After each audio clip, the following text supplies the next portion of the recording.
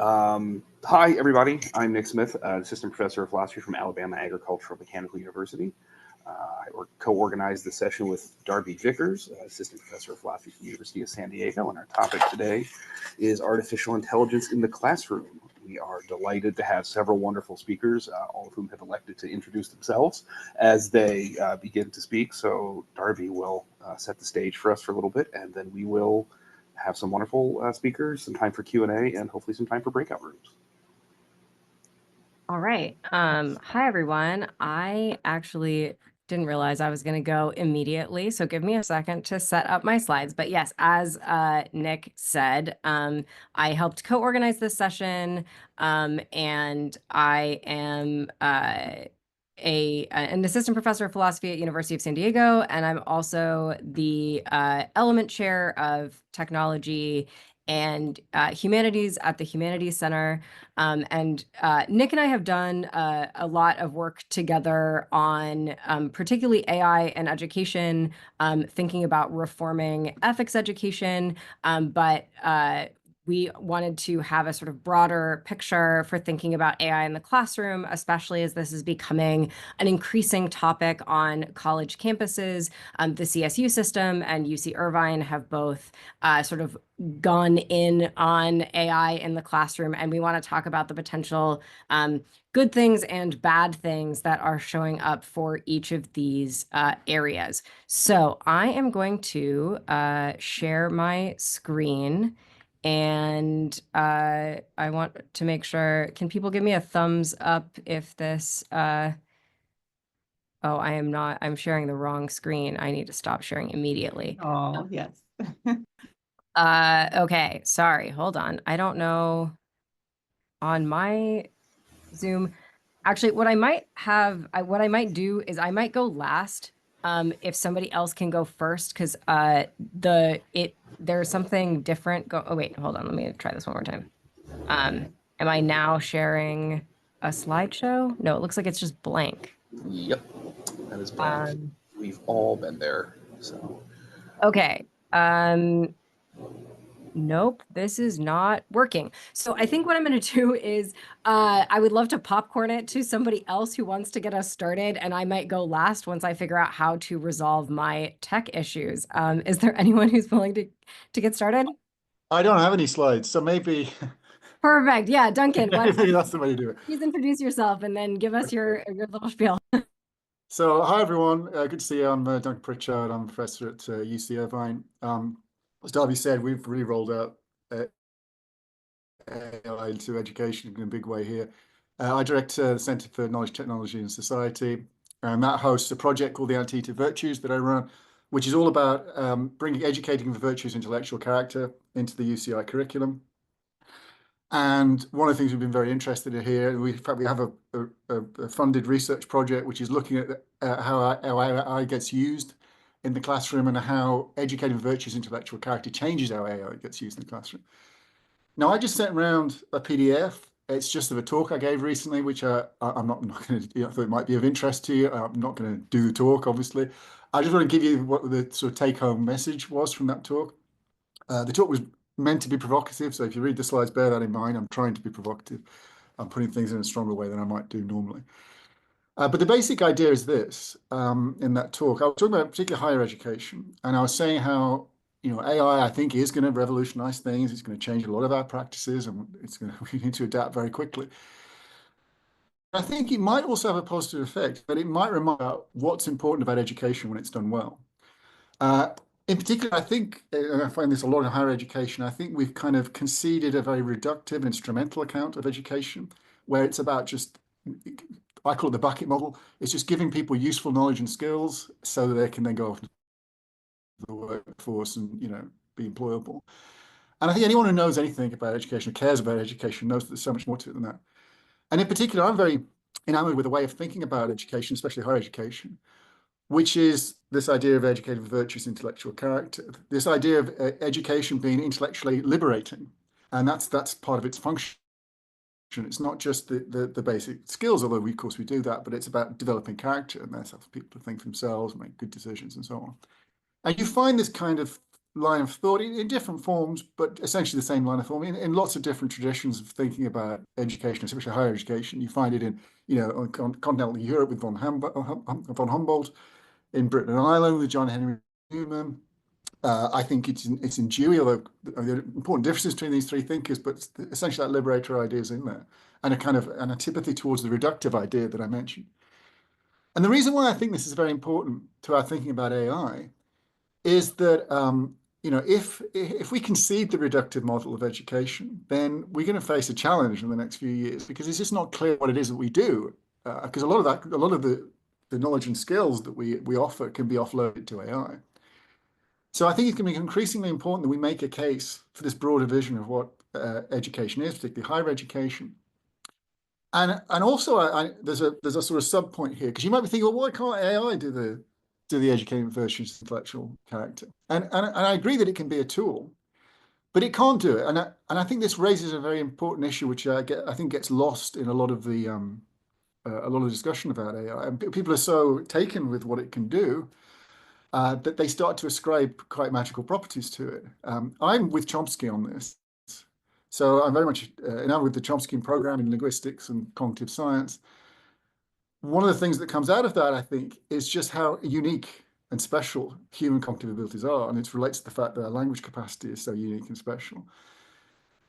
The lots of things that we attribute to the AI, I think it seems to me, we do so because it's got this data on us and it's mimicking us, and so it's very natural to talk about it as if it's doing what we're doing. But I think when you look very closely at what the AI is doing, it's not doing what we're doing. When it goes wrong, its mistakes are often baffling. Yeah, it's hard to make sense of, and that's because it isn't fundamentally doing what we're doing. And I think the AI will when it comes to the lots of skills and things that we have now, the AI can replace us and it can do these things much better. But there will still be things about us and what makes us distinctively human, I think, which the AI is not going to replace. And I think this will come out in educational practices. What we need, I think, is to have new kinds of educational practices where we help people to see the innate value of educating for character, and so they can see how they can use AI as a tool in order to cultivate that goal, which is not itself offloaded to AI. It's not the sort of thing that could be offloaded to AI. And that's it. That's all I wanted to say. That's my spiel.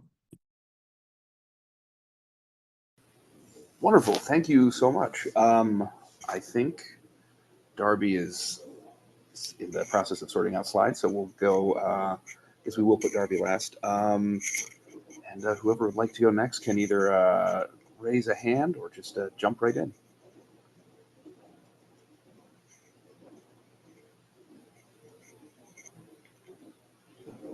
Kaya, since your slides are in there next, do you want to go next?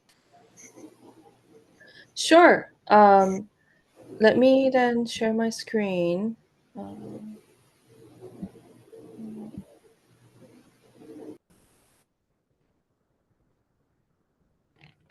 I don't know how to share my screen. Okay, on this. I can open, sorry, I think I need a minute to figure out how to open my PDF. Could someone else go first? I apologize.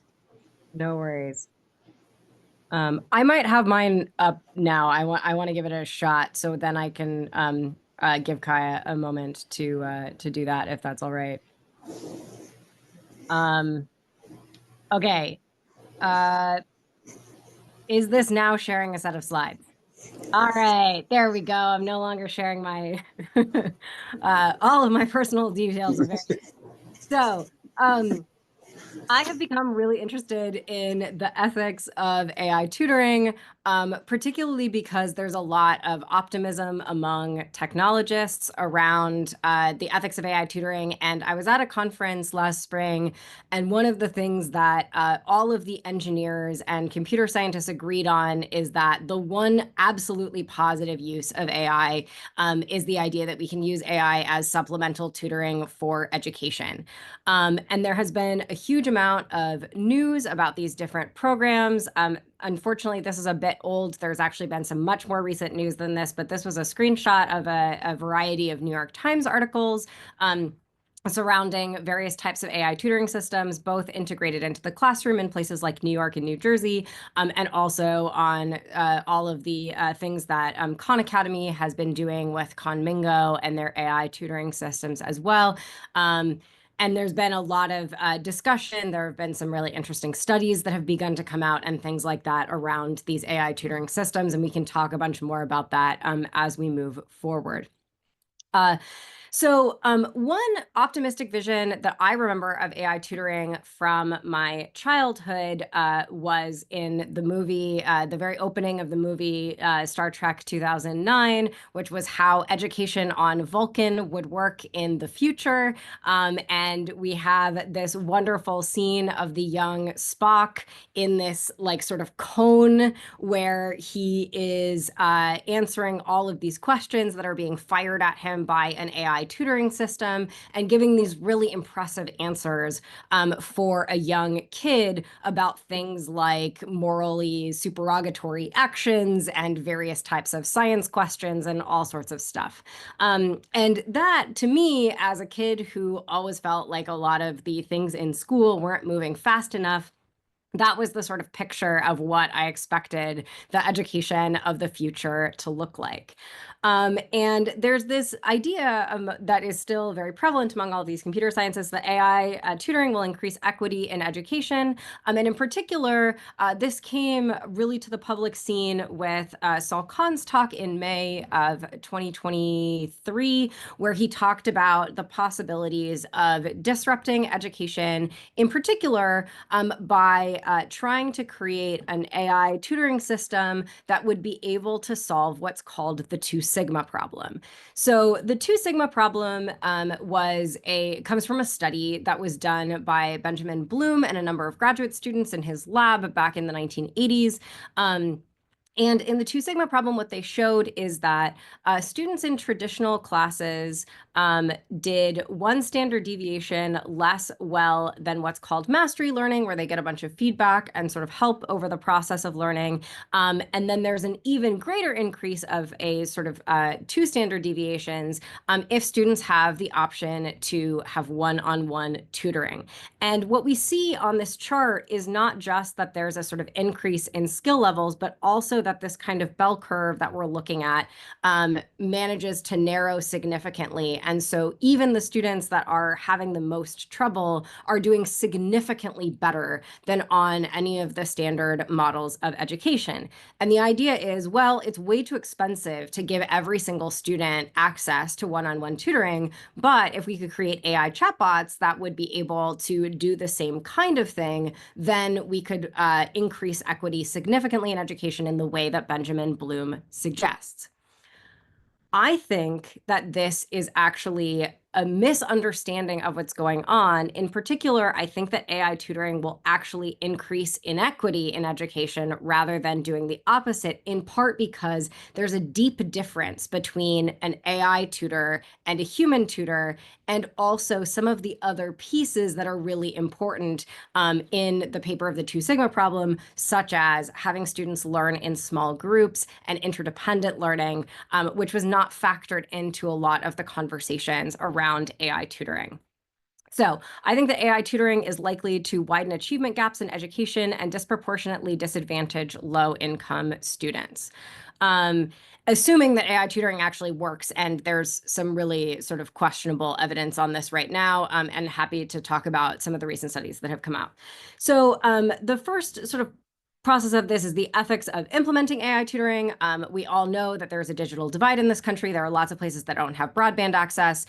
We know that during COVID, there was significantly more learning loss in areas where students didn't have consistent access to internet and didn't have the kind of devices where they could be able to, say, consistently sort of ping the cloud for thinking about things like AI tutoring. This is going to only increase, especially as there's more and more drain on the power grid, and we still don't have the infrastructure for every student to have high-speed Wi-Fi.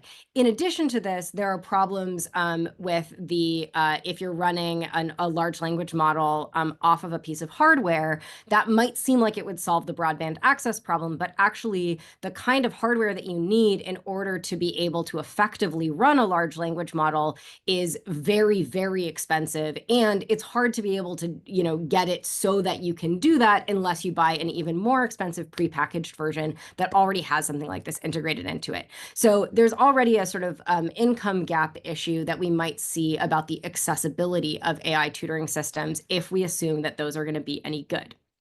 Then the second problem is that there are going to be some inherent ethical problems with AI tutoring. In particular, we know that there are a series of issues in terms of the way that large language models differentially respond to different English dialects and other languages. And this may cause students to have different types of interactions. So there's a lot of evidence that large language models respond very differently to students writing in various dialects of Black English than they do responding to more standard academic English. And there are similar problems for a variety of other English dialects that could change the way in which students are interacting with these tools. And in addition to this, there are going to be some serious problems thinking about the way in which students learn. So we know from a number of studies that have been done in the last decade that students who come from low-income backgrounds are more likely to drop out of school if they have to be more independent in their learning when they go into higher education, but they're actually much more likely to stay in school and actually have significant increases in their achievement if there's a significant amount of group work in the classroom where they're learning interdependently with other students. And so the idea of siloing students off to work with an AI tutor that is going to be an individualized tutoring system is much more likely to benefit the students who are benefited by individualized learning, which is rich white male students, rather than benefiting students that we might want to help in order to try to solve the 2 sigma problem. And so this is going to be the same kind of issue. You might wonder why the tutoring works better, but having a human there who can help you with your learning individually and who can sort of patiently sit there and coach you through this process is a form of interdependent learning, unlike the sort of sitting in front of a screen where you're trying to learn something yourself based on an AI chatbot. And then the final thing is that there are problems with the guidelines for creating ethical AI tutoring systems as well. And it's really important for us to think through all of the things that we already know about education and try to transfer those into AI tutoring systems. And part of the issue is that a lot of the people who are creating these systems are not education experts. They come from computer science fields, and they don't have a deep understanding of pedagogy and of the sort of interdependent learning relationships that are really helping students thrive. And in addition to this, there are also some interesting sort of possibilities because especially for younger students who are not college age, it's really important for them to move away from screens, and they're actually much, much more effective when they're working with AI robots than they would be working with a screen. And so thinking through some of these things that we already know about the way that kids are able to focus, the way that students are able to work together in groups, and the differential learning outcomes from different types of pedagogies in the classroom should all be put into the kind of guidelines for creating tutoring systems that are going to be equitable in the future and are actually going to help raise everybody up, assuming they actually work, rather than privileging those students that already have the most privileged access to education. So I will, Kaya, do you think you can get your slides up? Yeah, thank you for giving me time. I think I was able to figure out. Okay. I'm not sure if I can. Okay. Am I sharing my screen? You like me. Oh, there we go. You got. Do you see my slides? Yes, now we do. Okay, great. Then I think Darby's excellent points were probably a really nice segue into the issue of cultivating socially responsible tech force. So presumably we would, as educators and also as philosophers, we would want to point out all these ethical and social issues regarding AI tutoring or using AI in the classroom. But on the other hand, it's also, I think, equally important to cultivate the next generation of technical force that is both technically and ethically trained. And as a postdoc at Harvard previously, my job was to evaluate ethics education interventions in computer science classrooms, specifically in the context of the embedded ethics program at Harvard. And so I'll first explain what that is and then present a summary of my studies. So what is the embedded ethics? It is a project, educational program that was born out of a collaboration between the Department of Philosophy and a School of Engineering and Applied Sciences at Harvard. They have research program and other sort of outreach programs as well, but education really does take a main part of embedded ethics. So what is embedded ethics? It's a way of teaching ethics across multiple different CS courses as opposed to offering one standalone ethics course that the student takes only for a semester. There's some evidence in social sciences and educational research demonstrating that students' ethical sensitivity decreases over time after finishing their standalone one-off course on tech ethics or professional ethics courses. So instead of doing that, we embed ethics modules into multiple CS courses so that students are repeatedly encountering ethical contents or like ethical problems in many of the courses that they're taking. And here's one example of it. So imagine a student taking machine learning course, then at least 1 week will be dedicated to the topic of ethics of machine learning. And at Harvard, we sort of implement this embedded ethics modules in a few different ways. A regular model would be that embedded ethics postdoc will come into the classroom, take over the classroom, and teach the ethics module. The other model that we also are starting to increase is this model called co-pilot model, where the CS course head and embedded postdocs would share the teaching load of the ethics module. And in my sort of observation of these courses, co-pilot model tends to increase student attention. Students seem to pay more attention to the course head in general. And then other sort of newer model that they're developing right now is a handoff model where the CS course head would take over the entirety of the teaching, but the teaching materials are developed in consultation with the embedded ethics postdocs. So here's a sort of student's view. So imagine a regular CS major freshman in the sophomore year. They might take 2 CS courses and 2 non-CS courses, and one of the CS courses in the fall would have ethics module. And the same goes for the spring semester. They might have in my sort of analysis of the enrollment data, on average, CS majors would be taking 1 or 2 CS courses with embedded ethics modules. And here are the sort of program goals. Through different learning activities and course materials, we aim to increase students' awareness, reasoning, communication, motivation, and commitment skills.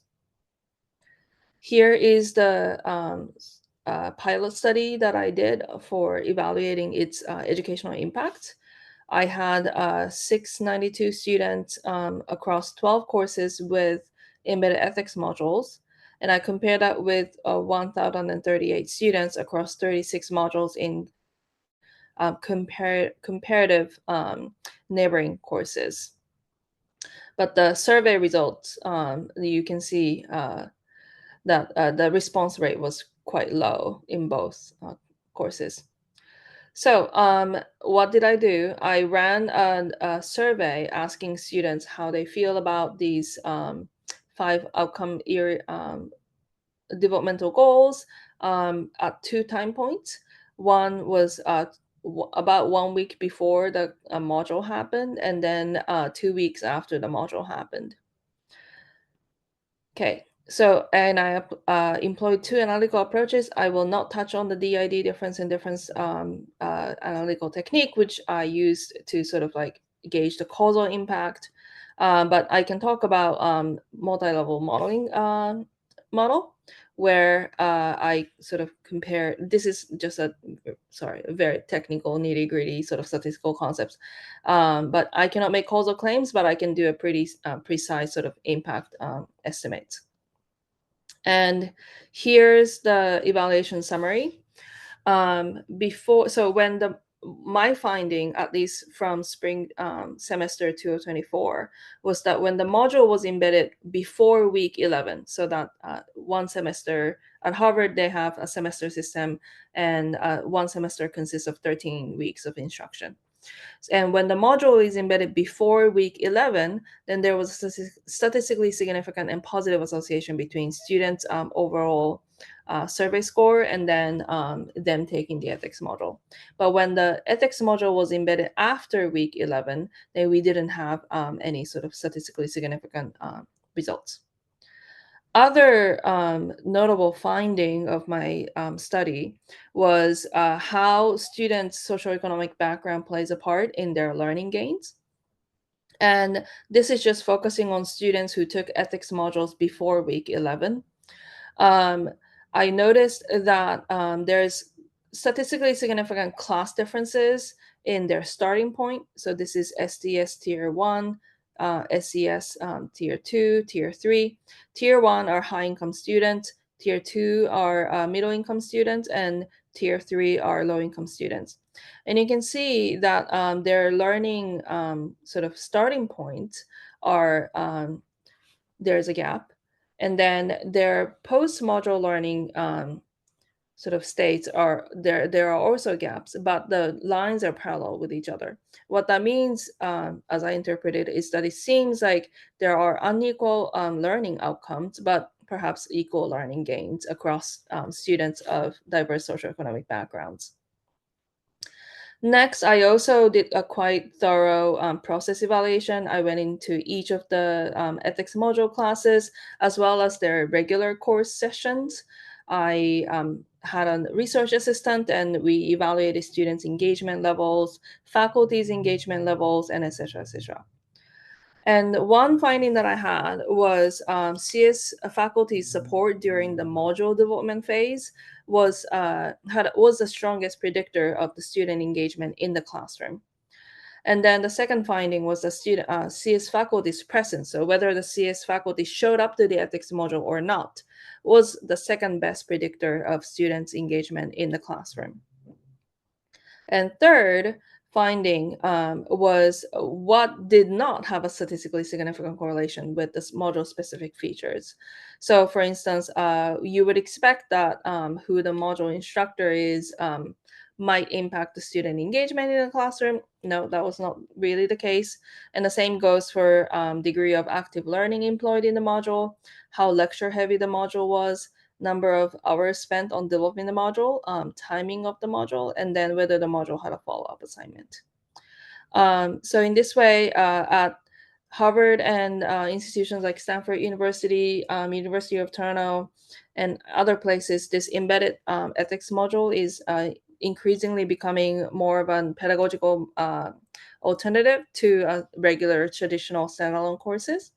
And we are sort of also on the cusp of sort of figuring out how to evaluate its causal impact on students' learning in socially responsible computing.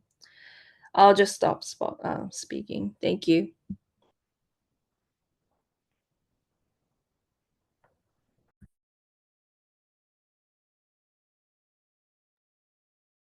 Cassie, just because your slides were up next in the chat, do you want to go next? Sure, yeah. So here, put that in the chat again for anyone who didn't see it the first time, but I'll also share screen.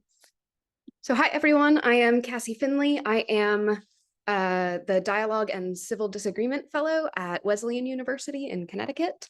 So a lot of what I'm focused on is how to help students get better at having good dialogues and disagree with each other in more productive ways. And so I'm working with undergraduates kind of in direct contact, not only to help them have better disagreements, but also to help them become facilitators to have better disagreements. So a lot of my focus is on like what makes a good dialogue, and I have a really characterological virtue approach to this. So picking up on Professor Pritchard's approach to education for intellectual virtues, I draw a lot from the intellectual virtue education literature, but also I think if we're talking about dialogues, we're talking about something that's almost essentially interpersonal. So moral virtues end up coming in here as well. So when we're thinking about dialogue, we're thinking about character development. I think that's just what education is. It's a story about cultivating character through and for the sake of being able to engage with others in meaningful ways. So in thinking about how AI fits into this story, and specifically AI tutors, I think, you know, to do the classic philosopher thing, like, what do we mean by education? So I'm sort of taking it that good education has at least 3 features. It's student-centered, it's dialogic, and it's transformative. Like those are kind of the goals and major characteristics of a good education. And I think that entails that the value of education is not going to be something reducible to content or skills.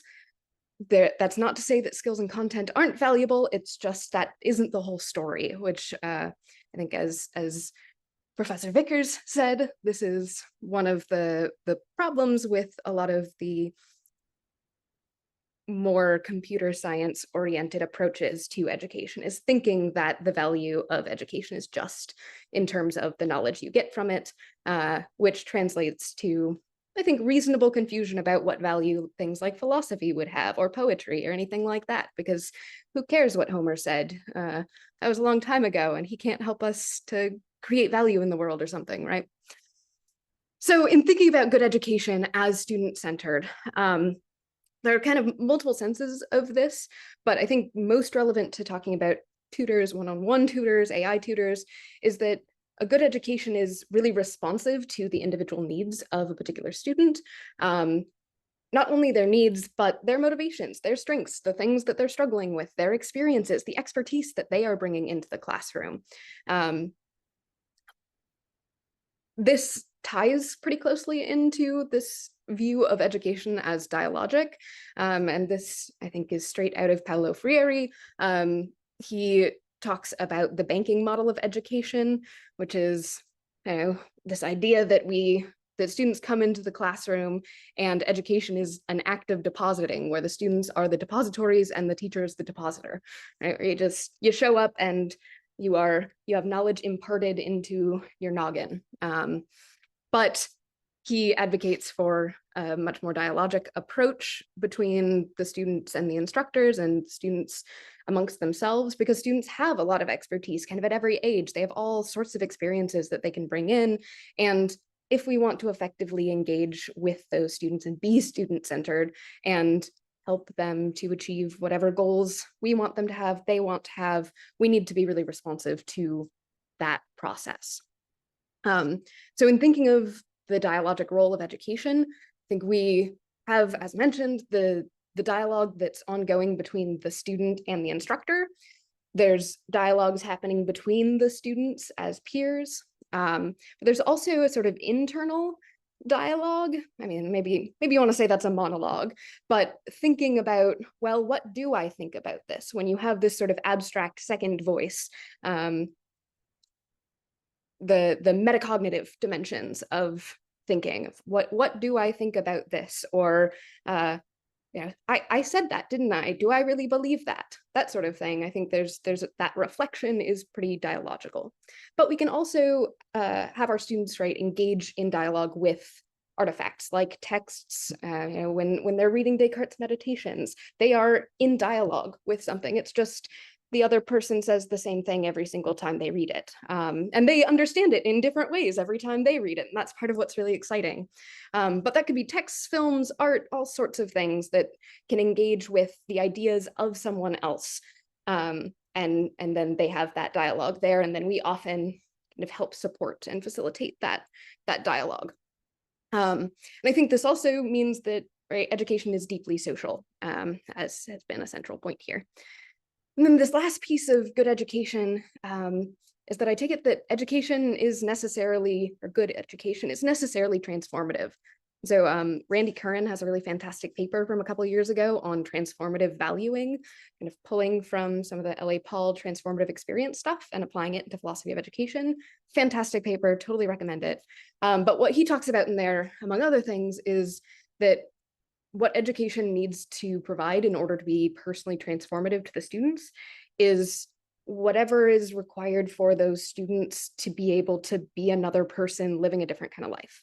That if they didn't have the education, then they would have one trajectory, and through education, they are able to have other ways of life and other approaches to life that ideally is going to be more meaningful to them. And so he brings in at that point that like capabilities and understanding are important to that, but also virtues and kind of valuing the right sorts of things, although that can be kind of sketchy for some people. You don't have to take that on too much. But this idea that it's a really thick conception of education. You have to view education as changing a person as a whole, what they care about, how they interact with one another, not just what they think about.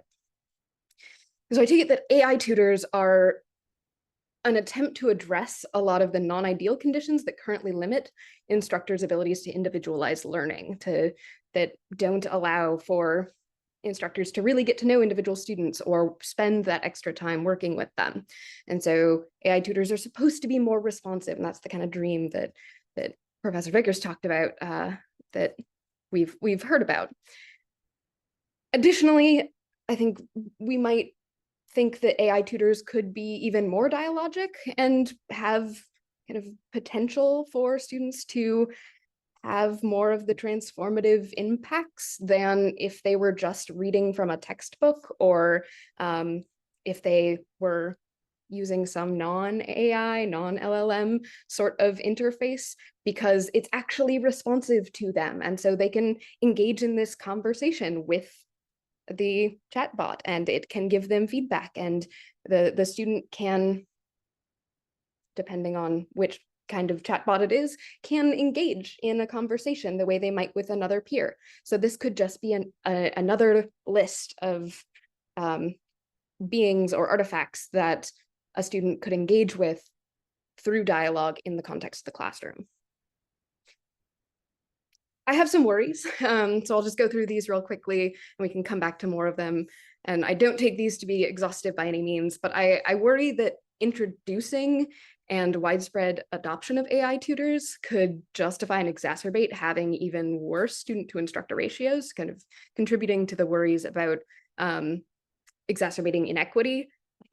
If you don't have much money in a class or in a school district, but there are chatbots that can help do the work of 3 different teachers, then we're in good shape. We can put 40, 50, 60 students in a room or in 2 rooms, and the chatbots can help with that. So I worry about the kind of labor issues exacerbating in that front. Another is, I take it that a big part of being student-centered is that instructors need to like see and understand their students. Being seen, being understood, and being perceived as another person is a really important part of the educational process. And I think this is one of the dimensions that really gets lost when we just focus on education having the value of content or skills, is that there are dimensions of like social emotional learning, of the relationships and interpersonal inquiry that develops through a classroom setting, that while some of those may require multiple people and a whole community, you at least need another person in order to feel cared about and understood and seen. And a student is not, I don't know, maybe this is too strong to say. I'll say a student is not going to feel cared about or seen by an AI tutor in the way that they would by a typical tutor. They aren't going to feel like their AI tutor is proud of them for having finally gotten the question right in ways that an actual human tutor might. But maybe that's a little strong given some of the relationships that people have with AI. I also think the inauthenticity of dialogue with a chatbot is a little sketchy, like in the way that if we think of chatbots as like a bullshitter, something that is completely doesn't care about the truth, right? There it has all of these hallucinations and stuff. There's this lack of responsibility or conception of the truth that is a really important part of conversational norms, and especially for younger students, they don't really have a concept of that and aren't able to regulate their credence in order to respond to recognizing that, oh, the words on the page might not actually be true, in the way that if a teacher said something, they expect that to be true. But there's this additional layer of responsibility that comes from the instructor by being a person and having those norms and having a sort of professional responsibility there. I'll just kind of skip down to the end here for the sake of time. But I think that in addition to this sort of responsibility gap that can arise for just straight level content in that capacity, there's also a responsibility gap for the student's development in that transformational sense. So Randy Curran's paper that I mentioned, he talks about kind of the issues with the ethics of transforming a person, right? Because through education, if you're transforming and shaping a person's future and values, then how can we really know or ethically be justified in saying this is a better future for you, trust me? Or even someone who years down the line says, I'm so grateful for the transformations I experienced, there can still be a number of contexts where it seems like that transformation was not actually good, but we put a lot of trust in the educational process and in instructors to be responsible for the student's development. And when we offload much of that into AI and non-human entities, I think that really worsens and twists a lot of the concerns about transformative responsibility in a much stronger way than even many other responsibility gap issues in AI and other technologies. So I will pause there and hand things over to someone else. All right, that was amazing. I could jump in next if that works. I want to preface this by saying that I may have the bleakest and pessimistic outlook on the panel. So just beware of that. But first I wanted to thank everyone for being here, all the people that came online after work tonight, if you're on the East Coast or Central. So thank you so much. Thank you, Darby and Nick, for inviting me onto this panel. And everyone who has spoken is absolutely brilliant and amazing. And I have so much to chew on and think about later. But I wanted to start by just kind of threading a few of the ideas that I heard from the other presenters that kind of got me excited. So Duncan mentioned earlier on, he kind of mentioned banking and liberatory, emancipatory pedagogy, but not so much with those words. And then Cassie just brought that up at the end. So I love that beautiful kind of threading of our conversations. And then Darby mentioning the need to have interdisciplinary scholarship involved in these bigger conversations, talking about computer science and ethics and AI without educators and motivational theorists is pretty gosh darn silly. If you don't know how people think and do and how they're motivated and how they learn and how they can be, as Cassie mentioned, kind of that, that authenticity is really important and that dialogic interaction is important, then we're missing something. And then Kaya, you mentioned how the ethics program was parsed out over the years and the impact of that. So in the education space, we call that a spiraling curriculum, and it's shown to be highly effective in math instruction and literacy instruction. So I just love the rich conversations taking place. And who am I? Why am I talking? My name is Julia Novakowski. Some of you know me. That's why you're laughing, because this is who I am. This is how I talk. I'm a lifelong educator. I'm a philosopher, historian of education. I'm a pessimistic pragmatist. I studied William James. He wasn't pessimistic, but I see the world through kind of a pessimistic lens because I've taught in K-12 and have loved it. I've taught teachers how to teach in higher education. I've taught leaders how to lead. And now I'm actually back in the classroom teaching high school, teaching government, and did a brief stint working at the Smithsonian. So I can bring in some of the application to that as well, and what people have pitched with AI tutors and tech to the Smithsonian back then. All right, it's so weird giving a talk when there is no interaction. So all of the faceless squares out there, if you feel comfortable just giving a thumbs up that you exist, that you are real, and that you didn't just go to ChatGPT and say, type in a random name to put, oh, lovely, wonderful. All right, hey, okay. So my conversation's a little bit more loose. Oh, wonderful, hello, friends. Thank you for the well thought out and organized presentations. So I've been thinking about the questions that we were presented as panelists to think about in this conversation. And one was talking about how to avoid kind of exacerbating the digital divide. So starting off, we'll call this section ethics.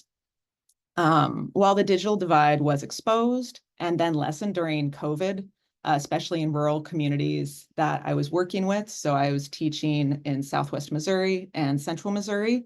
And overnight, I had teachers who are also part-time ranchers. All of a sudden, they put up the lines and then they had high-speed internet.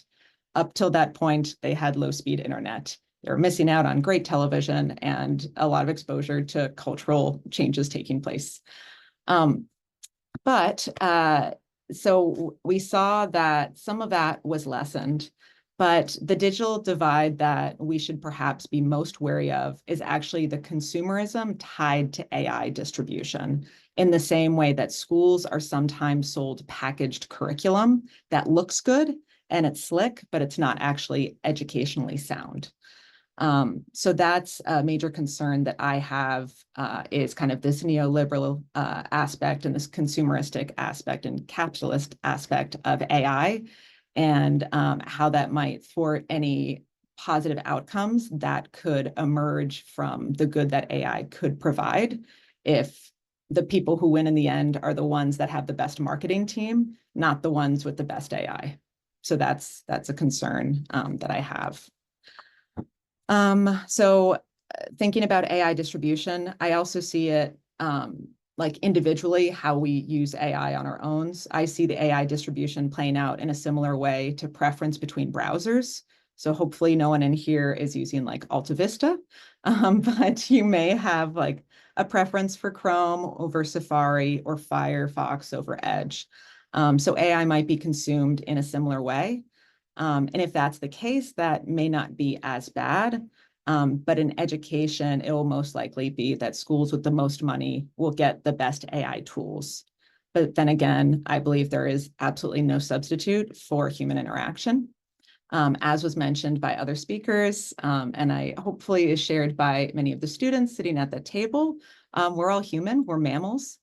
We need to play, we're naturally curious, we need to communicate and interact. And that face-to-face interaction really can't be replicated in any sort of digital space. Like right now, I wish we were all in a room, and I feel some of the energy because I've met some of you in person before. So that changes the dynamic that I have with like those few people here. But I don't know the other folks here, so I can't kind of get that same energy, and that's okay. Another concern that I have,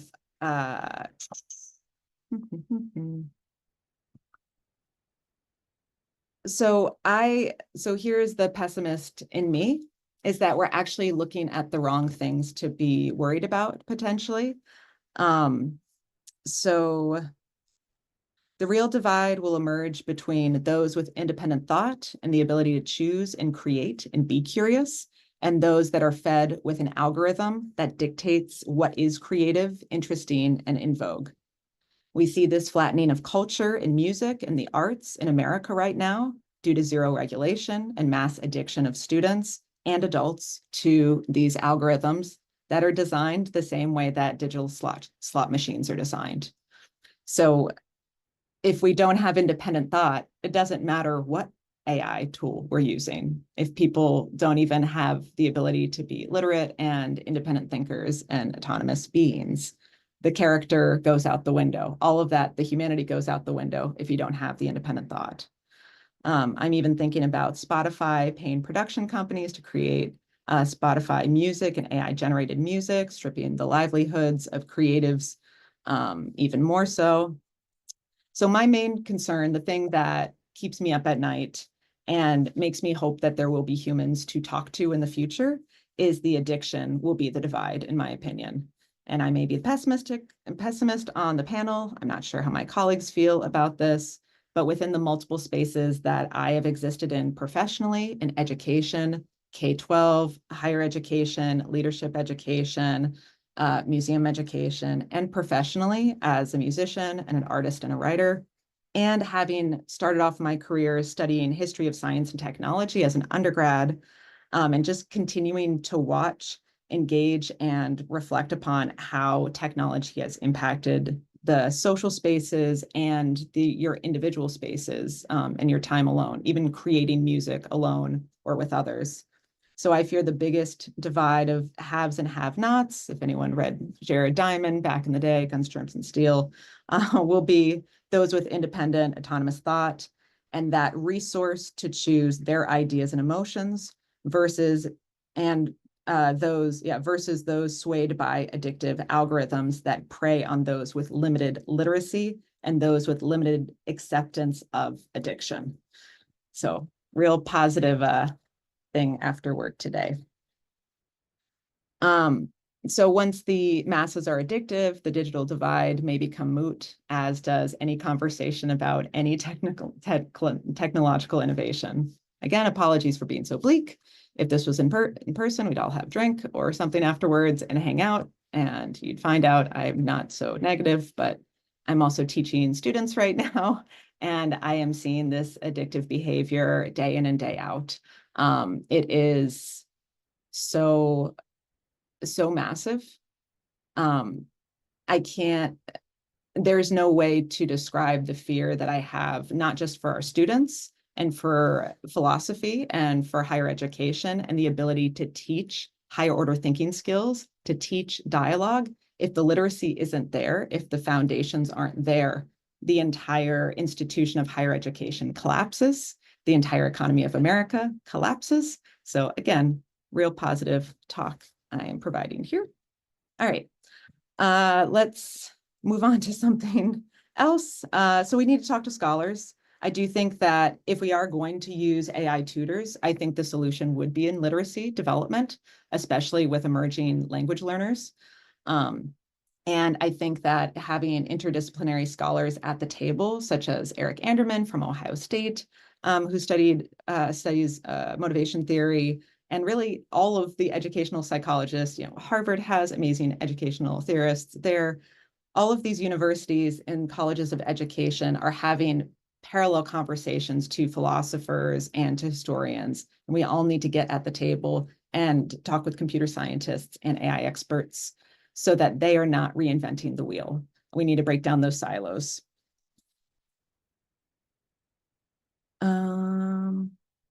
I also have experience tutoring students over the years, and it really is a unique and special experience that is responsive to the needs of the students and unique in every way.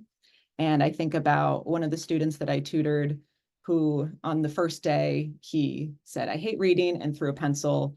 And then I just thought, like, an AI tutor is not going to go and pick up that pencil.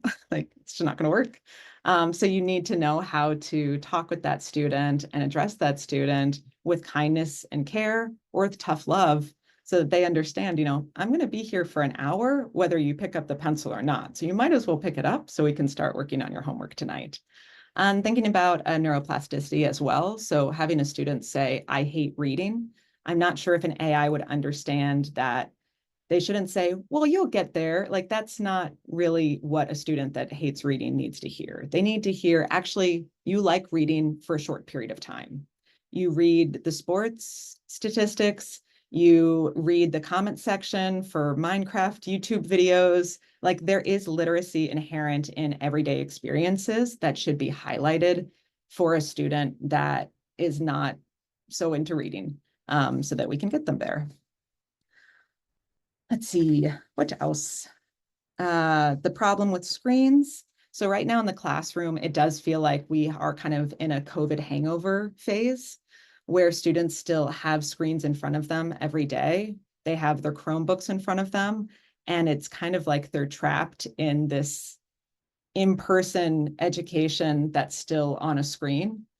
And the teachers are also, I find, burnt out from their COVID experience, and those that still are present in the classroom are still kind of in survival mode, depending on the time of the year.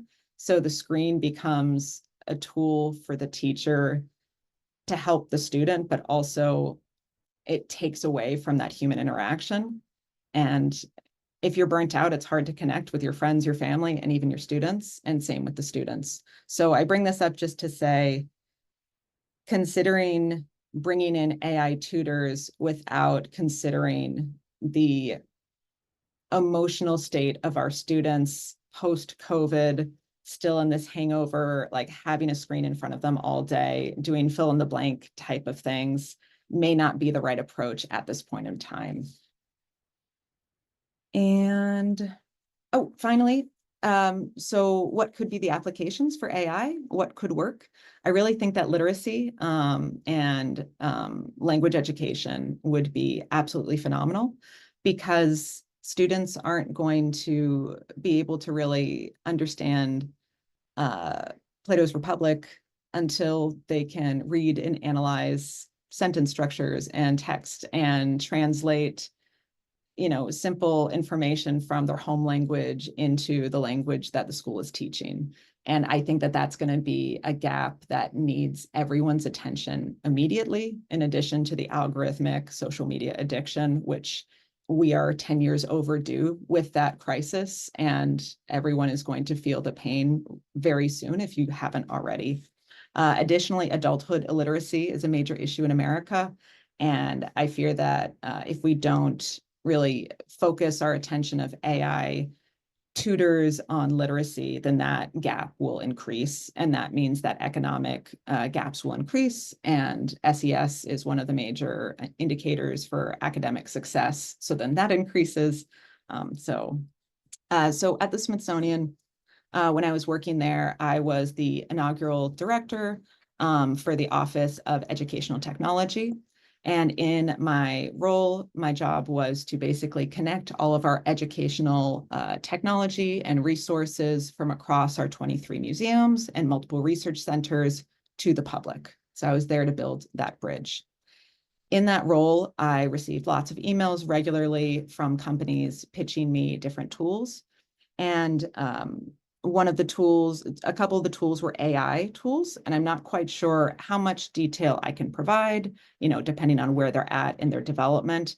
But I did get excited by some of the ideas of having content that could be accessible to all ages. So if you are a third grader, but you are interested in microbiology, you can't go to a library and find that, but you still want to learn about that. So how could you turn like a Wikipedia into a kid's book and turn that kid's book into something on a tablet that they could read, or that AI could build and kind of scrape and put together? So AI could be used in that way to elevate interest with students with different reading levels.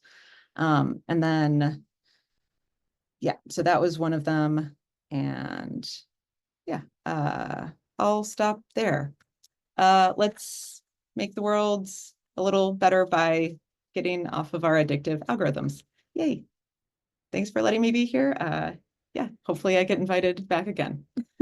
We're happy to have you, Juliet. So I think our last presenter is Ilya, and then we will take questions after that. So Ilya, go ahead. Thank you. Thanks so much, everyone, and all the presenters. It was really great to listen in here. And thanks, Darby and Nick, specifically for putting everything together. My name is Shodjaee-Zrudlo. I'm a professor at Université de Québec à Montréal in the Faculty of Education, but I'm a philosopher of education.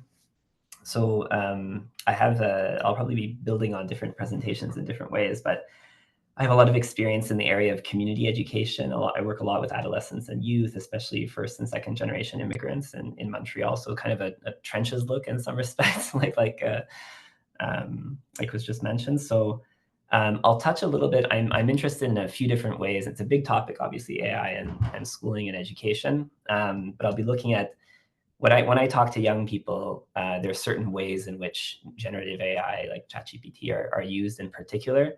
And one of the main ways is using ChatGPT, for example, to kind of summarize text or to produce written work, basically, for courses. So it's not the only way it's used. There's a few different ways, but that's one of the ways I've seen. It's a very common use.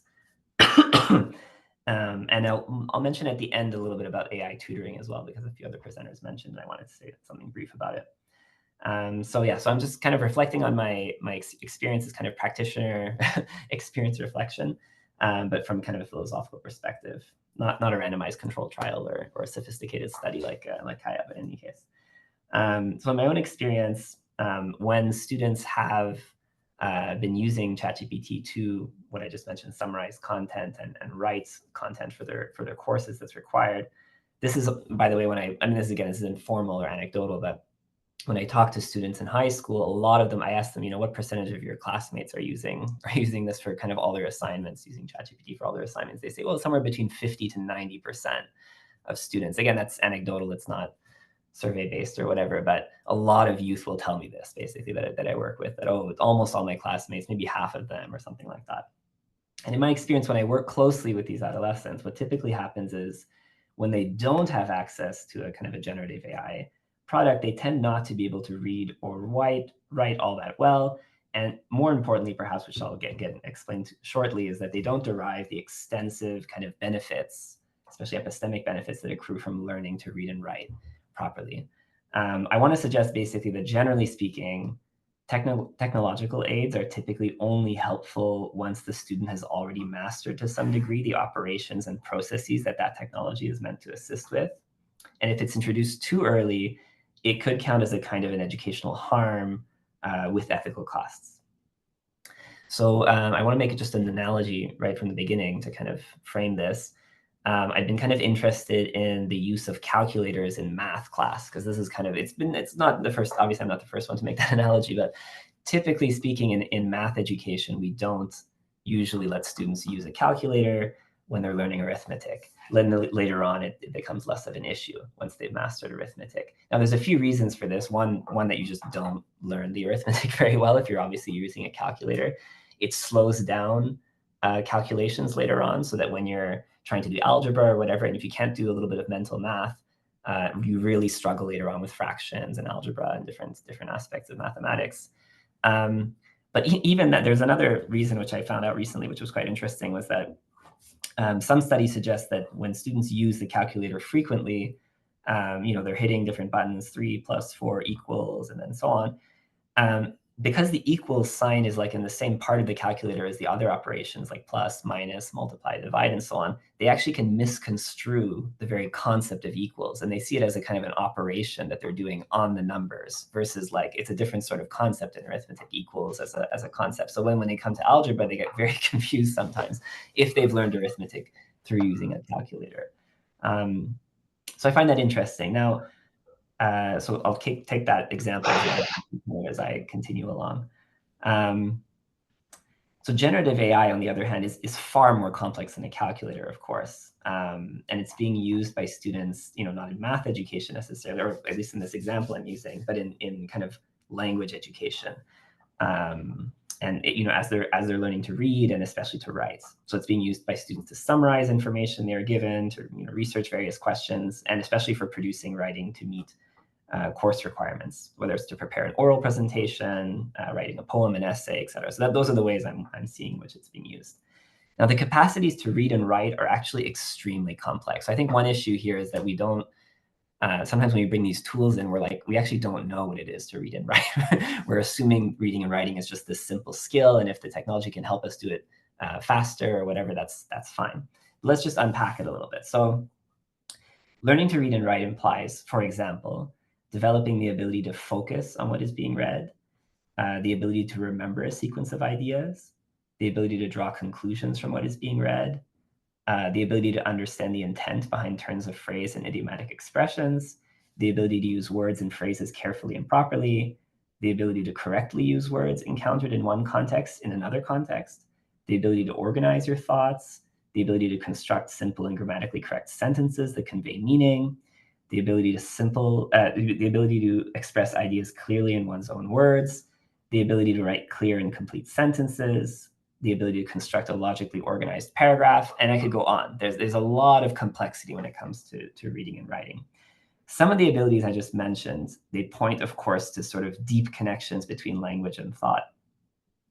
So someone who can't easily write a complete sentence on their own might actually struggle to think in complete sentences. One is more liable to think in terms of bite-sized slogans, eagerly provided by commercial or political propaganda or disseminated through social media. Someone who struggles to write well-organized paragraphs may also struggle to think in terms of complete paragraphs, their mind jumping from one idea to another. So the ability to write actually helps discipline the mind to construct sentences and paragraphs and so on. This is just one example of a kind of a basic point made by this psychologist and philosopher Vygotsky, that the kind of complex learning that should take place in school, like learning to write a history essay, for example, or something like that, that kind of complex learning it's not just a skill that adds to your tool belt or something like that. It actually transforms your basic psychological functions, such as thought and memory and perception. So learning to read and write is not just another skill. Many of these complex abilities we learn in school, or should be learning in school, actually go and transform our very experience of reality and our perception. Now, reading and writing are even more complex than what my initial comment suggests, in part because they rely a lot on background knowledge. So even if you possess sort of the basic mechanics of reading and writing, which are difficult enough to achieve, teachers will attest sometimes, this doesn't guarantee an ability to write something meaningful on every topic or in every subject area, right? The ability to write is not like some kind of subject area neutral tool. Learning to write in many areas depends, again, on our ability to read in those areas, to read a great deal, understand new concepts and ideas, then turn around and write something meaningful. So if I know how to write, an English essay, it doesn't mean that I can now write a history essay or a physics essay, or even understand something, in the field of physics, just because I have knowledge in one area. So not a subject area neutral tool, which has implications for how you use it and learn how to write with it. Another kind of related implication is that, although we typically think of language education as proceeding in a specific subject, right, whether it's, English language arts or in Quebec French class or whatever it is, in its broader sense, language education is kind of everything in a way. So in science education, you're learning a new set of concepts, sometimes refining concepts you already possessed, albeit vaguely, that have very rigorous contours. So you're learning energy, force, weight, etc. You're learning these words. Maybe you knew these words before, but in the science education context, you're deepening your understanding of it, making them more rigorous. In biology, the concepts of structure and function acquire a great deal of significance, and you learn loads of vocabulary just around taxonomy and all these things. In history, we learn a whole new set of concepts, some of them contested also, or whatever. There's the Enlightenment, progress, the past, prehistory, industrial revolution, revolution in general. In the social sciences in general, various concepts such as law, family, marriage, society, the economy, the state, bureaucracy, all these concepts come to be gradually filled out in a history education, and they're given a historical background and connected with other concepts and networks of significance. So part of learning to read and write in an expansive sense is also advancing in one's understanding of all those concepts in different fields, which is very, very complex and can't be reduced to a small skill. So it's not clear to me how using generative AI to summarize text or to write things up I'm thinking mostly of primary and secondary education, but I think a lot of it goes for undergraduates as well. I don't know if that will actually help students develop any of the abilities or capacities I just described. It's actually very, very, very complex. Again, for someone who already knows how to write, it's maybe a slightly different story. It's a bit more like the calculator maybe. Though again, you have to be more careful because of the complexity involved here. So even if I know how to write, it doesn't mean I'm done learning how to write in the expansive sense of writing, all kinds of other things. So the implications, I think, of this for those of us who are educators is that we should probably discourage the use of generative AI as an aid to reading or writing, especially among younger students. I think it's a pretty clear implication. I just wanted to mention, that's all I wanted to say about my main topic, sort of about developing this capacity to read and write and using something like ChatGPT to kind of summarize content or to write content. I think for AI tutoring, now AI tutoring is a little different because you're like using it to learn how to do something. So that's different than you're kind of replacing your skill with what the machine is doing or what the generative AI is doing. But I think one thing that comes to mind, just building off of what some of the other presenters mentioned, I find it kind of interesting or ironic maybe that this ideal that's come now from Silicon Valley in a way of like, now the ideal is like a classroom of one, right? This thing, Vulcan education, as Darby called it, this kind of thing. In a way, wasn't that the ideal of, Jean-Jacques Rousseau in Emile? So this is like a foundational text in philosophy of education, and Emile is the one student, one tutor ratio, basically, right? Now that Emile has been studied and taken apart and critiqued from every other angle. And I think a lot of the critiques made of Emile actually apply to all of this tutoring. And I see I want to label it something like techno-romanticism or something like that. Like it's a kind of a weird fusion of this entrepreneurial skill-based view of education and this sort of romantic view of education and this tutor-student relationship, and then just kind of, machinified or something like that in an interesting way. So in my mind, the kind of craze for AI tutoring represents a kind of a confluence of these two forces in our society, kind of an entrepreneurial kind of drive and also a kind of a romantic drive in education. And it kind of meets both and actually probably takes the worst from both and combines them as opposed to the strengths from the two of them. Again, there are some, I don't want to say it's all bad, although probably from my presentation, you get the impression that that's I tend to stay away from these things in education. But I can imagine some useful, uses of it. I have some colleagues who have used it to generate text or even images that then they encourage students to criticize for, bringing out stereotypes or for example. So I can see that might be an interesting function of using it to produce a text, which then you use as an object to kind of critique and then develop certain abilities to pick out stereotypes or misconceptions and so on, because it kind of just reflects a lot of text that it's taking in. I mean, this is like all over online, these stereotypes that are kind of built in a way. So maybe it's a clever way of like kind of bringing those out or helping students recognize them. But in general, I think it warrants a little bit of skepticism in general, and maybe this potential for ethical harms in particular. I mean, when I see these, again, all these young people I work with, just echoing what Julia was mentioning, when I see all these young people, and I just want to sometimes, whoever put ChatGPT online and made it free for everyone, I kind of want to bring them and just help them meet all these young people and see, look what you've done. I mean, we don't think of the implications sometimes, but like who's responsible now for maybe these hundreds of thousands of millions of students who won't really learn to write effectively because they're just going towards this tool? I don't know if we can blame the young people themselves all that much just because of how accessible it is. I mean, maybe there's some kind of responsibility, but then I would look more towards their educators who maybe allow it to happen, or more importantly, those who actually put it out there in the world. So that's a question mark. I'm not going to for sure say who's responsible for it, but I think it's an important question. Thanks so much.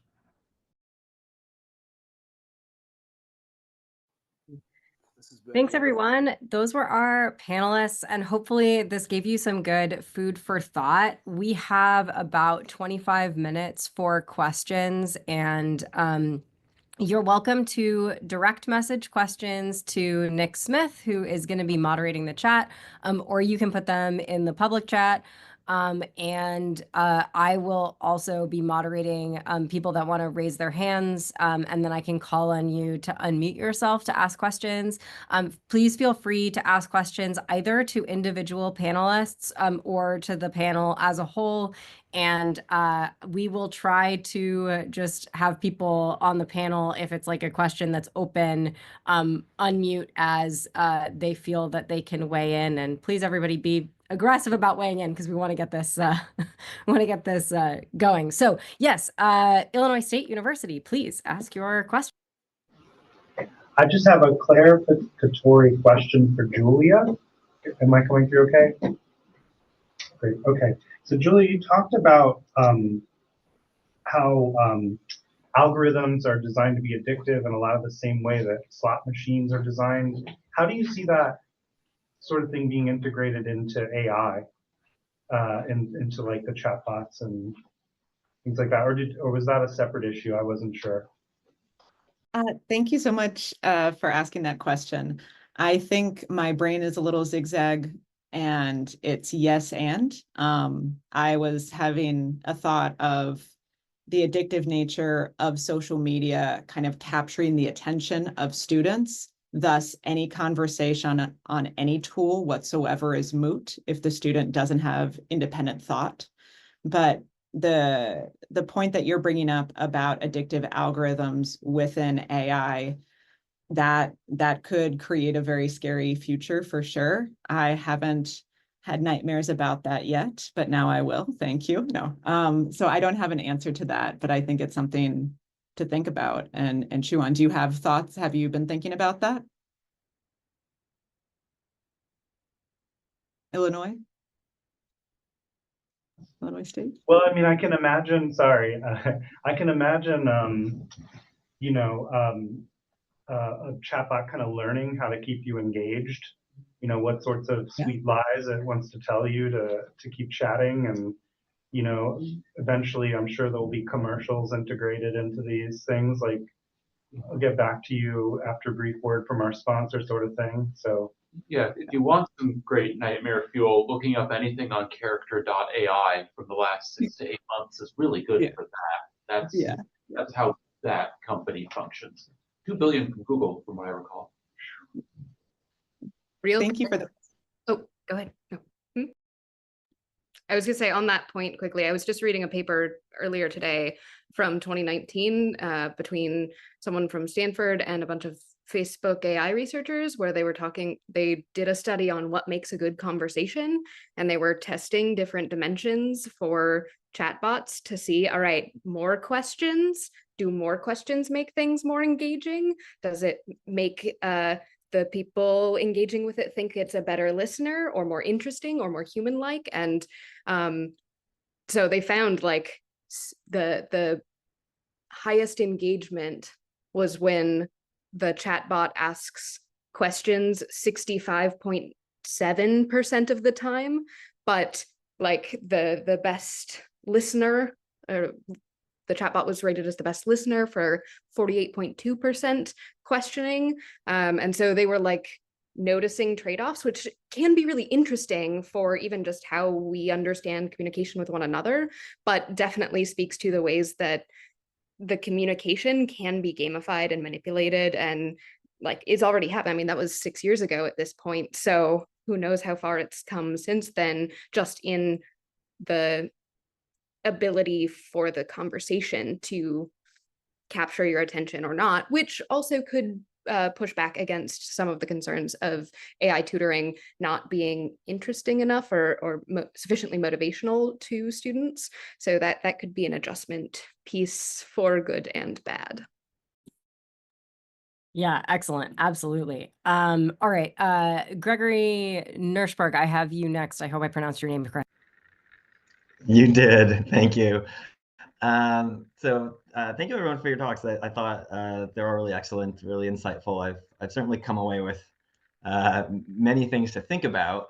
I also think to some degree, we're kind of like preaching to the choir here. Like I think many of us have come in here like very concerned about like the impact of AI and ChatGPT and these things on our students and the way in which they're using them. And so I wonder, like, if any of you had any thoughts about, like, I mean, how do we convince our students to share our concerns? This is what I find myself really struggling with these days, as I imagine many others are as well. So I'd love to hear some thoughts on this, if you have any.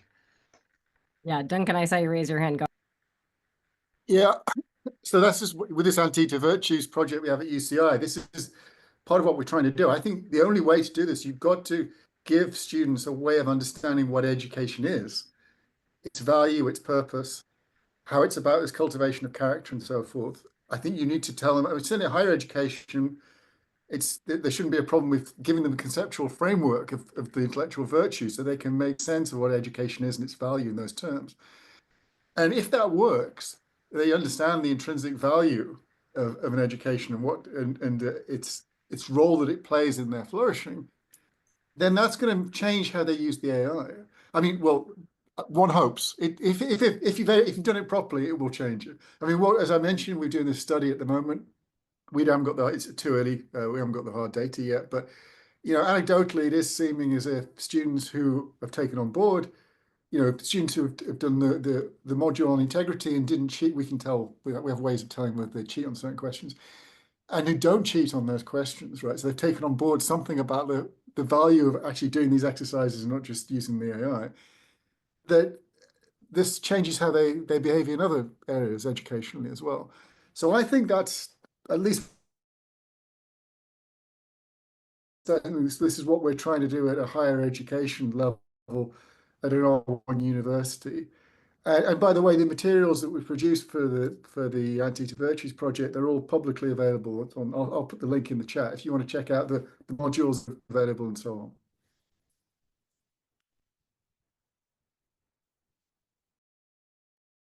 Nick, did you say you had questions in the chat?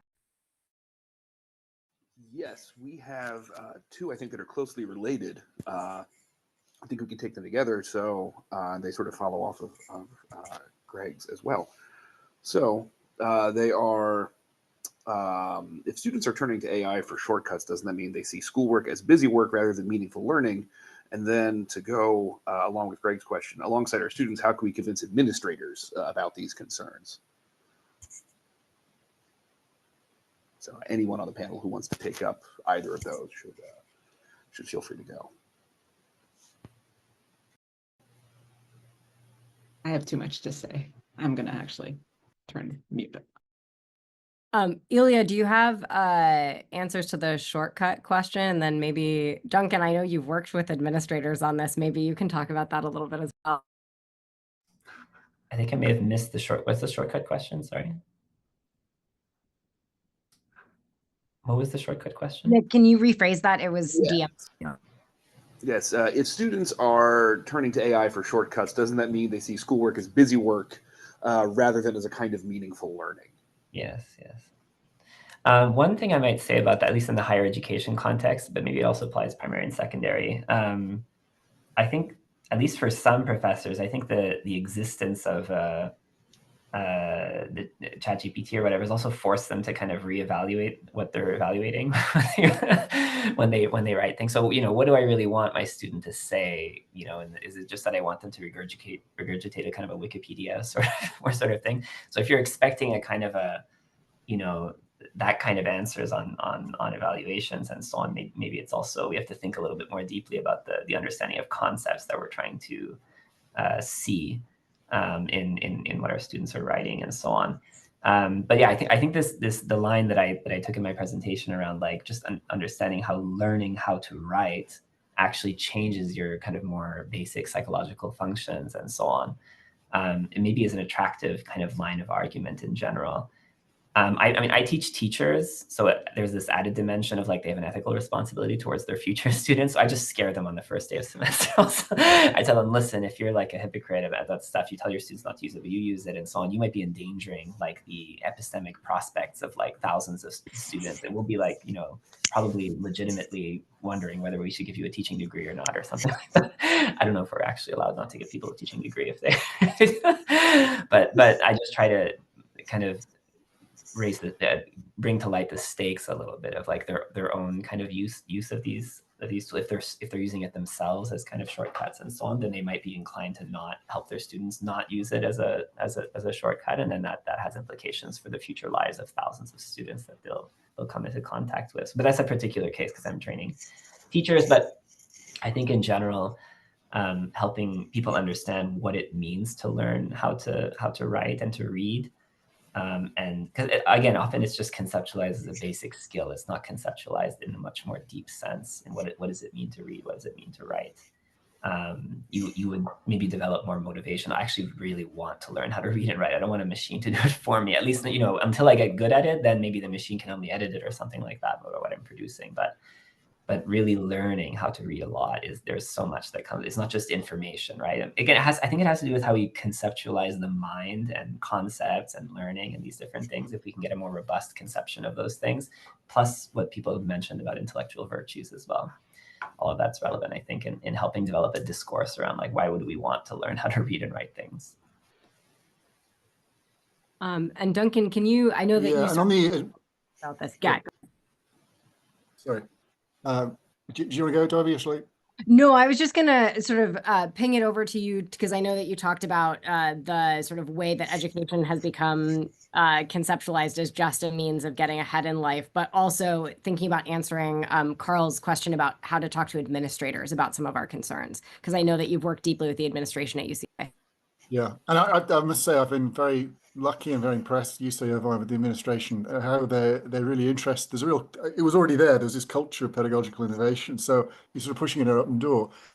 But I find with administrators, there's actually lots of things you can do to get leverage. One is you can scare them, because I think most administrators realize there's an army facing higher education. The AI is going to change so many things, and universities have to start thinking creatively about how they're going to respond to that. And they have to start thinking more about justifying their existence, like what it is they offer. I think for too long, universities, we've sort of sold ourselves as like kind of like finishing schools. The product is, as it were, it's employability, that's an important thing, but it's also like social staff and nice campus and things like that. And we've kind of forgotten what the really big sell, I think, of education is. I think we need to get back to that. And administrators, when you explain this to them, they get that. You can also appeal to them instrumentally as well. Students like this kind of thing. We get really good feedback. We're seeing we're actually testing for it now. We're seeing positive effects on mental health, which kind of makes sense. We hadn't really anticipated this, but it makes sense because if you conceptualize your education in these reductive terms, it's a depressing activity, right?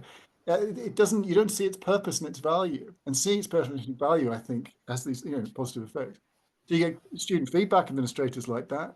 You improve educational outcomes. There's lots of studies now, including studies from UCI and longitudinal studies that show people who conceptualize their education this way, they do better across the board, and what you would expect. And I think the other thing you can say is with grants. We bring in lots of grants, so we've got over 2 million in grants supporting this. Again, cha-ching, administrators are responsive to that. So even if you can't sell them on the intrinsic worth of what you're doing, you can tell them, instrumentally on what you're doing. Awesome. And I think panelists feel free to answer questions in the chat as well, like Julia did. Julia, did you want to speak real fast? Really quick, yeah. When I was teaching teachers at Missouri State University, I would think in my head, I don't want to assign assignments that I don't want to grade. So that was a good tool for avoiding busy work. I also just hated busy work. So when assigning quantity of tasks or like math problems, do you need 10 or can you get to the learning and mastery of 5? Also including more like autoethnographic type of work, like having students actually incorporate their lived experiences into the classroom. What does education mean to you? What was your experience growing up? What were your parents and families' experience about schools and schooling? Because if you have students coming in with already these negative perceptions of schooling and their parents hated it, then you as an educator need to have that knowledge And it's definitely a culturally responsive, culturally relevant, and sustaining pedagogy, which is what is really important to building authentic connections with our students. And ChatGPT can't write your biography unless you have a lot on Instagram of every single thing that you've done, which maybe it can in the future. Oh, goodness. But for now, probably not. Awesome. Timothy Butzer, I once again hope I pronounced your name correctly.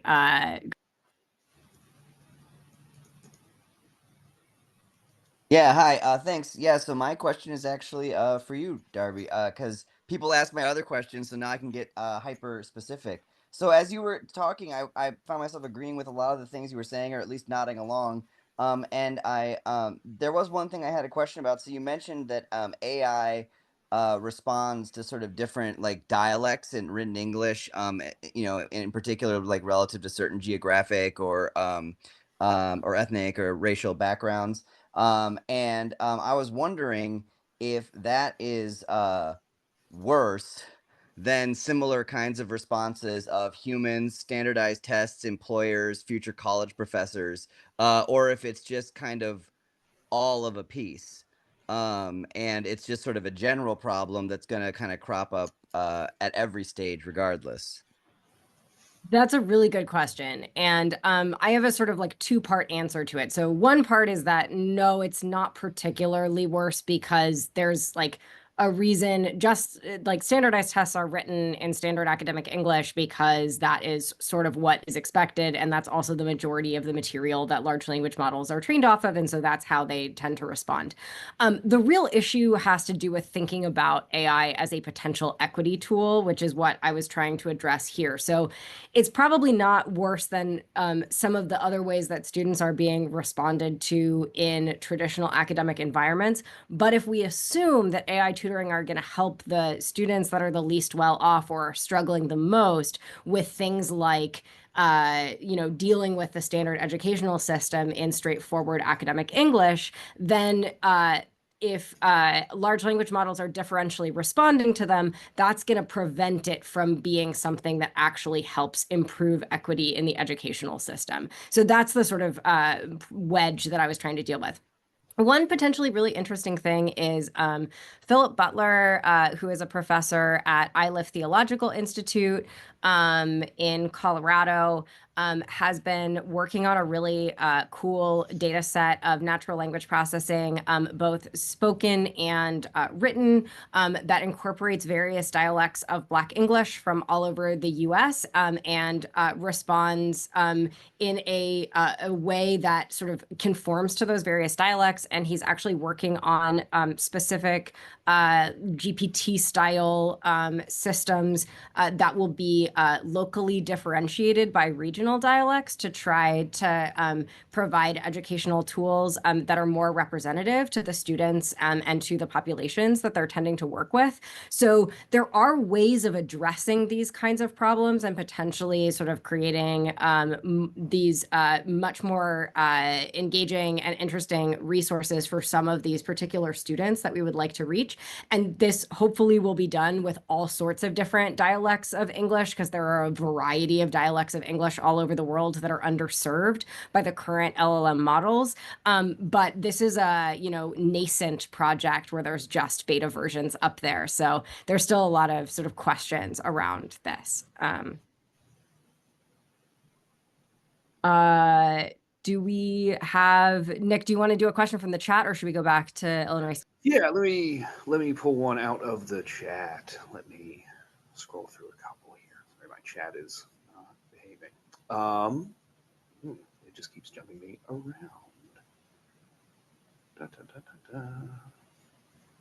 Maybe while you're doing that, Illinois State, ask your question real fast. Thank you. Go ahead. Yeah.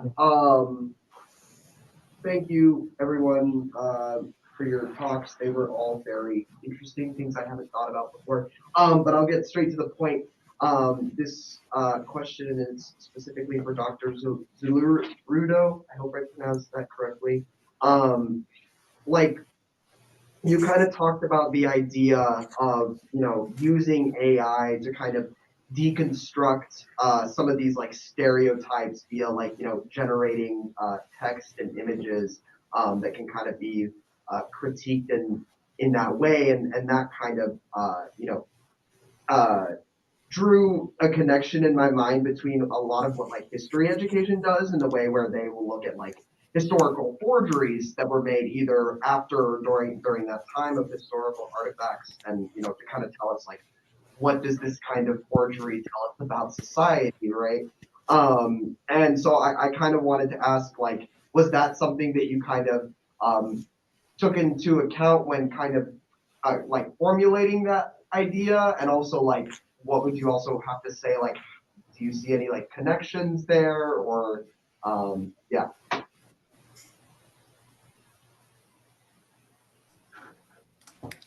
That was for me, right? Is that, yeah? Yes.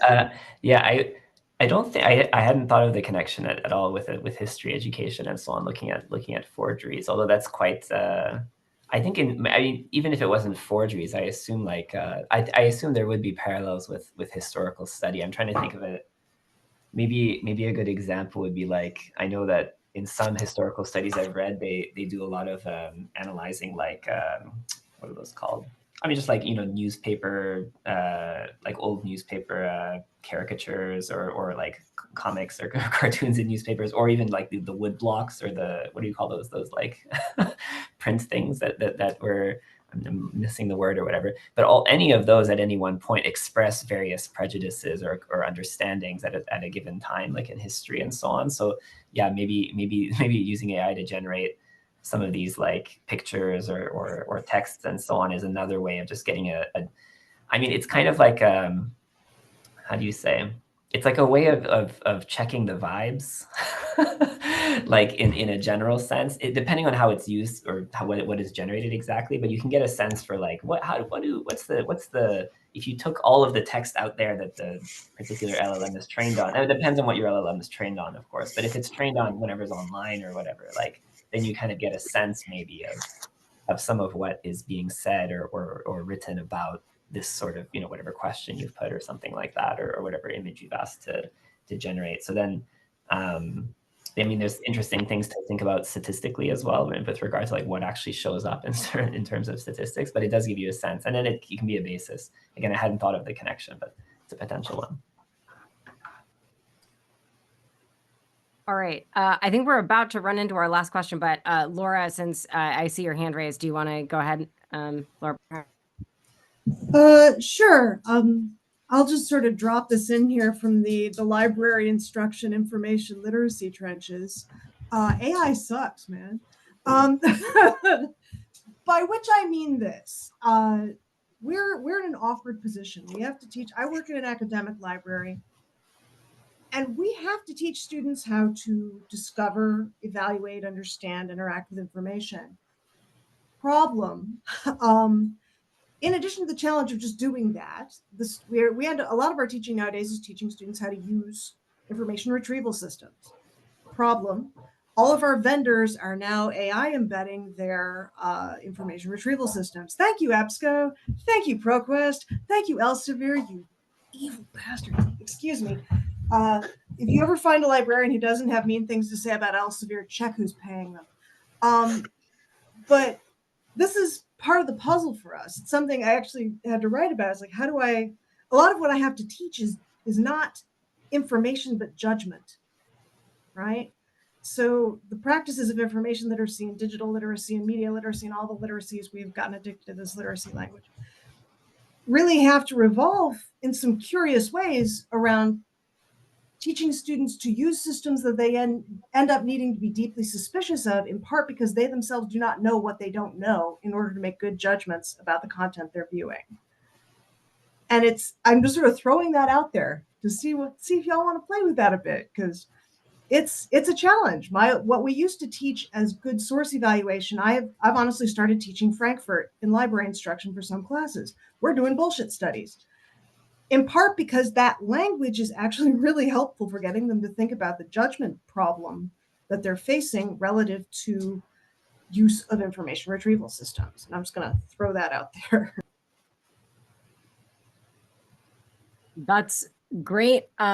We may get automatically cut off in a second, but I'm not sure if anybody has a parting thought. Yeah, great. Kaya, go ahead. Yeah, thank you everyone for your very insightful comments about AI. While listening to your conversation though, I'm wondering if it's helpful to distinguish like two kinds of problems. One is problems that's inherent in the AI technology itself, and then the other problem being the problem of our social usage of AI as technology. So some of the equity issues that Darby raised, for instance, like technologists, those that tend to romanticize AI can easily reply and say, look, we're developing better AI technology that responds to all these different dialects or that serve students. So technologists can always, sort of on one hand, there are so many sort of issues raised about AI, but then technologies also can answer all of them by saying, then let us make better AI, or let us make more responsive AI or more equitable AI. So I'm wondering, like, what is also so among the many issues that are raised in this session, like which of them can be resolved through improving the technology, and then which of them cannot be improved or addressed by just improving the technology alone. So for instance, like purchase issues of different, like differentially sort of funded schools being purchased different package of AI technologies, like that cannot be solved by improving the technology itself. That and so yeah, like just sort of a way of like organizing the conversation itself and being a bit sort of reflective about how we are raising all these issues. I think it might be helpful to distinguish between these two problems. I think that's a really great point. And since we're not going to get automatically cut off immediately, I thought we ended at 4:40. That was my bad. Perhaps each of the panelists can give a sort of parting thought along the lines of, I think that was a great distinction that you made, Kaya. So if anyone else has those, we can sort of just go to whoever wants to give those thoughts.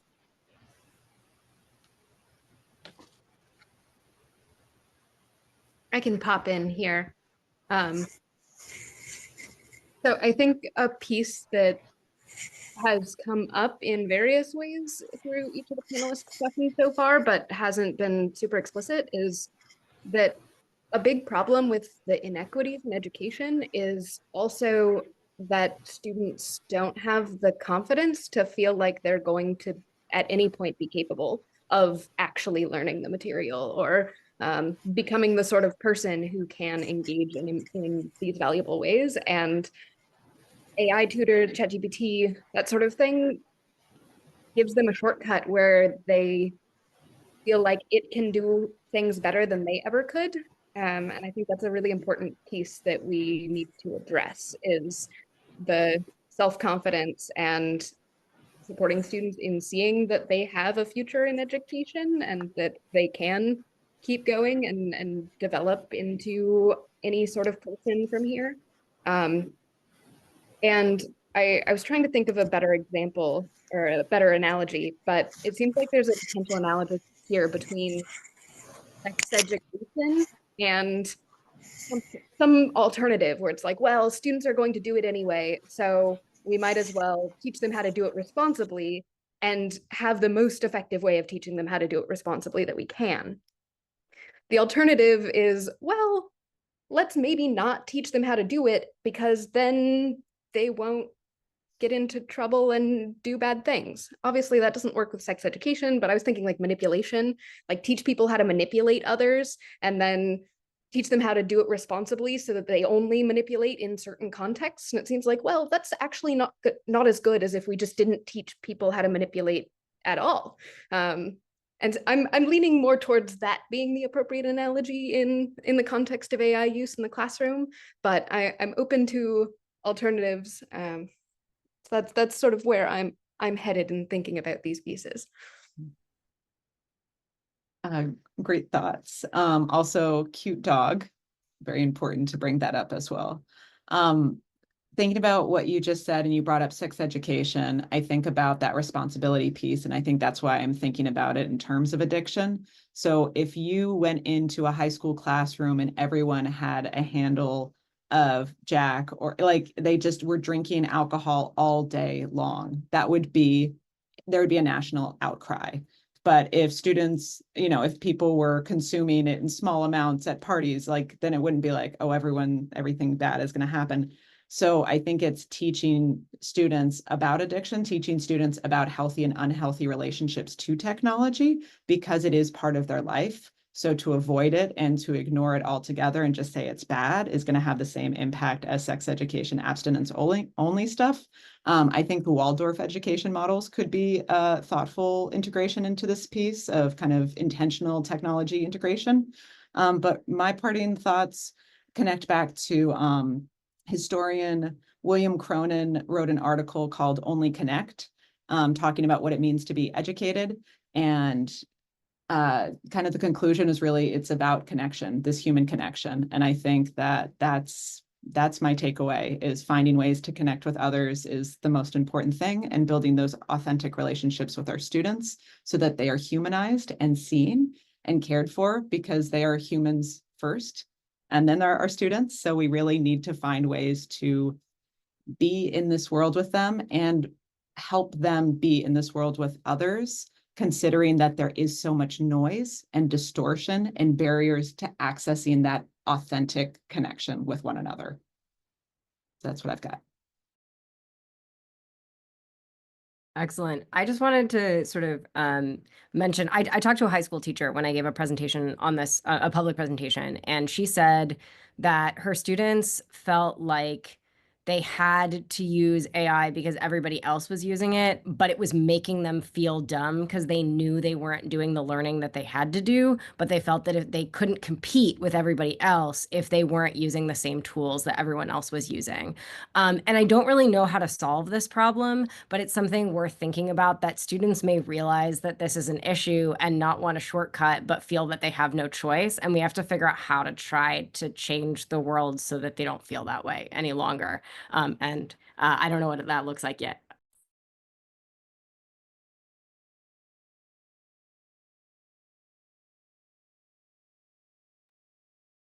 Ilya, Duncan, Nick, any parting thoughts?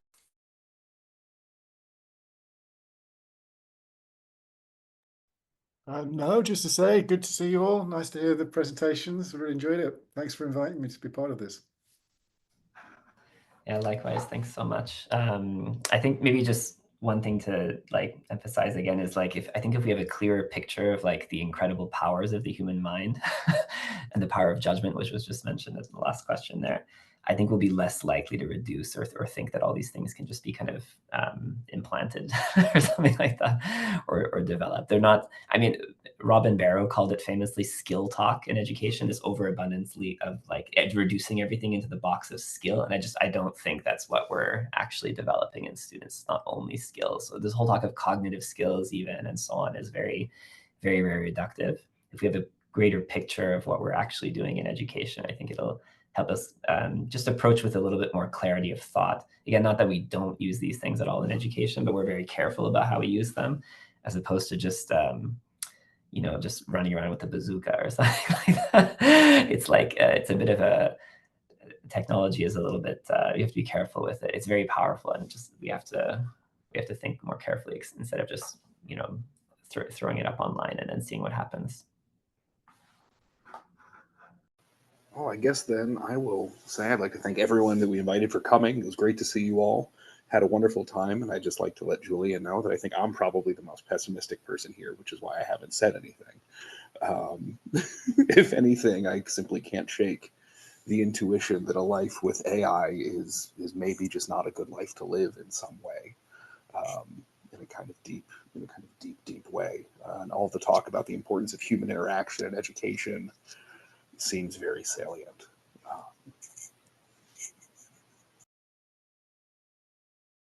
Thanks, everyone.